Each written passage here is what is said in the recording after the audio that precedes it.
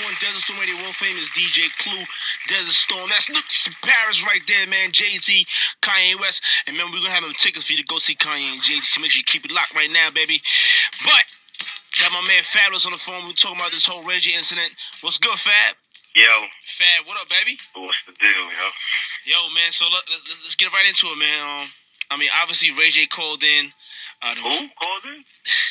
Tupac? Tupac called in? You funny. That wasn't Ray J. You can't be serious. That wasn't Ray J. That wasn't Willie Norwood Jr. That wasn't him. That wasn't Brandy Brothers. So that wasn't Mo to the E to the that little nigga from that show. That wasn't that man. So he called to the morning show today, and obviously you heard what happened, man. We just want to hear your side of the story, man. I mean, really, like, you know, this is not no big thing to me. You know what I'm saying? Like, it is what it is at this point. This is more a war on drugs than a war between Ray J and me. You know what I'm saying? This nigga's high and coked up or on pills, and you know, his rant, I heard this hilarious to me, first and foremost, joke to me. Like, it's not, I'm taking it serious on the side of where he thinks that that he should do that too, but I'm laughing at his whole character. Like, there's nobody that believes Ray J is gangster to that point unless he's gonna prove it. So at this point now, he's gonna have to prove all of this funny that he was saying on World Star. I mean, on the Breakfast Club. But what really happened is, I'm sure people seen on Twitter. You know what I'm saying? We had some fun with him. Floyd had a 24/7 show for the fight. You know what I'm saying? I guess Ray J was on the show. Right. And on the show, Floyd goes, I'm about to have a concert in my living room. You know what I'm saying? So from there, the camera cuts to Ray J singing on a piano, singing, and the shit was just funny to me. You know what I'm saying? I made a couple jokes about it on Twitter. You know what I'm saying? And, you know, I guess people on Twitter have fun with it. You know, Twitter, that's what Twitter does. They have fun with shit. So they have fun with it. Now, I came to Vegas for the fight. I went to, Diddy had a dinner. Diddy had a dinner at I was there. You know what I mean? You was there, right? You right, were there. Right. All right. Okay. So Ray J comes to the dinner. Ray J pops up at the dinner, and, you know, when Ray J came in, he like, oh, Fab, you got me on Twitter. You know, we laughed about it. You know, we joked about it. Kevin Hart was there. Diddy was there. These are all people who are all in this situation. They know exactly what's going on.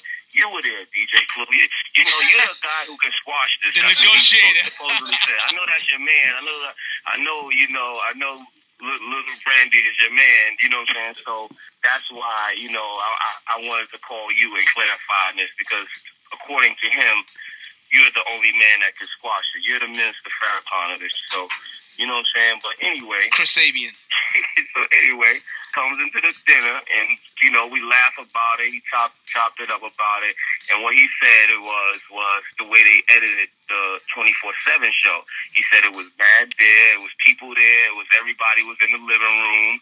It still was funny. We still were joking, and we still were telling them don't do any concerts in their living room, and don't do any shows in people's basements. You know what I mean? Like, that's not where we want to see his career go. You know what I'm saying? So we all laughed about that, joked about it. He was cool. He sat down. He ate some chicken. You know what I'm saying?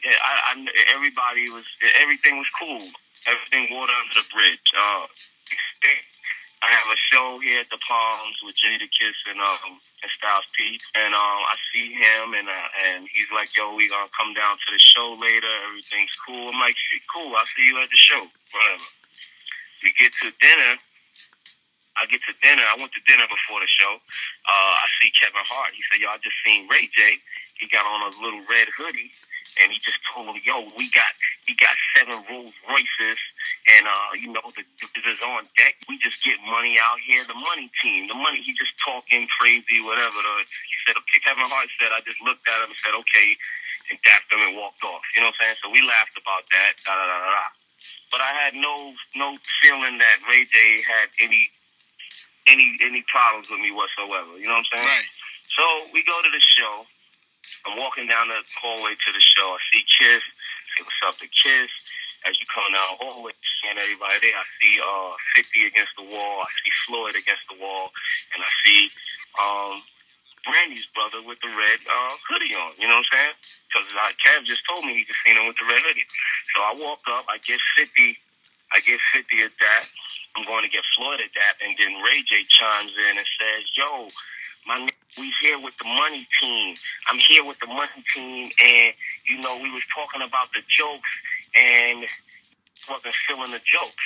So I'm thinking, like I'm laughing, like I'm thinking he's continuing to talk or something from the dinner, you know, and still making more joke of it and probably bringing it back up. I felt the joke was over, but I'm laughing with him anyway, you know, just to not make him look stupid, you know what I'm saying? So right. I go to speak to Floyd, but he's still like chiming away over in my ear. So I look back over to hear what he's saying. He's like, "Yo, there, Nick, real Nick," and he loves to make this rant about 7 Rolls Royces outside and bitches by the pool and, you know, and all his whatever, which means to me. So, you know, he's saying this at this time. So I'm like a Ray J, you know, I don't know what he's talking about, whatever. So now I look over at 50 and 50's just looking and they're looking like they're just trying to see what Ray J is talking about. So now I look back over to Ray J.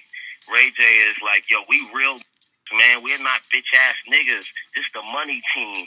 This is this, that, and the third." And I'm just like, hold on. So now I'm looking at him in his eyes, and I'm starting to feel like, is he serious? Like, what's going on here? Are you serious, nigga? So I asked him, I'm like, "Yo, like, Ray J, what's wrong with you, man? Like, are you serious? What are you talking about?" So he like, "Nah, cause this real getting this money, fab, getting money out here, man. You know what I mean? We on the West Coast, we mobbing, we getting money." I'm like, "Yo, seriously, Ray J, man? Like, I don't know what you're talking about right now. I don't know what's going on. I don't know what show he's talking about. The money team is right here. Floyd and 50. I said, "Yo, this don't really got nothing to do with Floyd and 50. I don't know what you're talking about, but this is me and you. Like, what are you talking about?" And he's starting to say, like, he's still saying, so I'm like, "Yo, all right, Ray J, all right, man. Like, if you're serious, like, you don't," because while he's talking to me, he's like touching my shoulder and like tapping me on the chest and like, you know, just talking. So I'm like, "Yo, if you're serious, like, let's this end this. Like, don't, first of all, don't touch me no more. Don't touch my body in any form or way. Don't touch me." So he's like, "What you mean don't touch you, fam?" And I said, "What I just said, Nick, don't touch me." You know what I'm saying? And then from there he leaned back and then he like pushed off of me at my chest. So then when he pushed off of me, I jumped back to him and I grabbed him up. So I grabbed him up. It was no fight. It was no swing.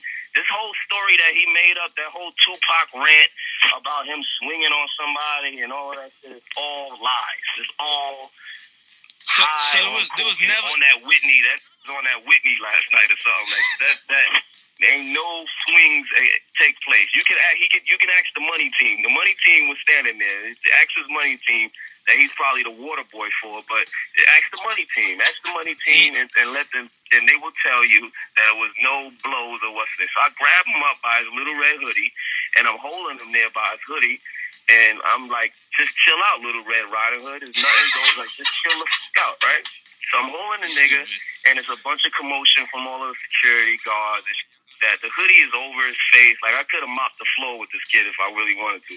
The hoodie's over his face. I'm just holding him. I didn't even swing on him. Like, I wasn't trying to, you know, I wasn't trying to Ortiz while there's a hoodie over it. So everybody chilled out. They calmed it down. Everybody like, "Yo, just chill out, just chill out." I let his hoodie go, push him back. He's behind his security dude, screaming at the ceiling, you know what I mean? I went in my, and throughout the whole altercation, the only thing that happened was my shades fell off or some shit like that. My shades got lost in the whole little scuffle thing or whatever.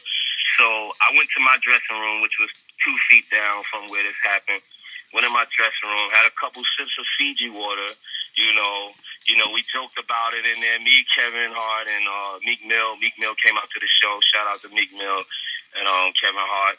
You know what I'm saying? We joked about it for a little bit. I went on stage maybe about 10 minutes after that, did my show. I actually did a show with no shades on. Like I didn't. that The was crowd crazy. didn't even know none of that happened. But I never performed without my shades. Yeah, that was crazy. Just that I didn't have no shades, I just performed. So if anybody wanted, he told the Breakfast Club that my face is up and my this